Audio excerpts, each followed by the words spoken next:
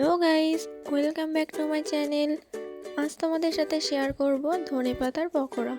তো চলো বেশি কথা না বলে শুরু করা যাক। ধনেপাতার পকোড়াটি বানানোর জন্য প্রথমে আমি ব্যাটারটি বানিয়ে নেব। নিয়েছি একটি পাত্রে 100 গ্রাম বেসন।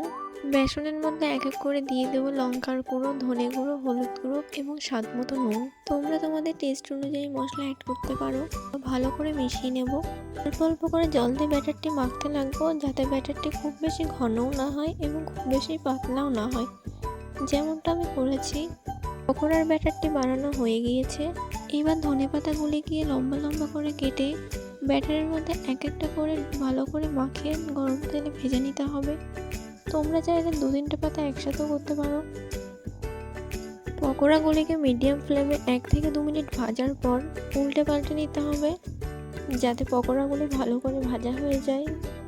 একইভাবে বাকি পকোড়াগুলিও ভেজে নেব। এইভাবেই আপনারা বাড়িতে খুব সহজে ধনেপাতার পকোড়া বানিয়ে নিতে পারবেন। যদি আমাদের রান্না আপনাদের ভালো লেগে থাকে তাহলে অবশ্যই লাইক এবং শেয়ার করে যাবেন। এরকম সুস্বাদু এবং মজাদার ভিডিও পাওয়ার জন্য আমাদের চ্যানেলটিকে সাবস্ক্রাইব করতে ভুলবেন না।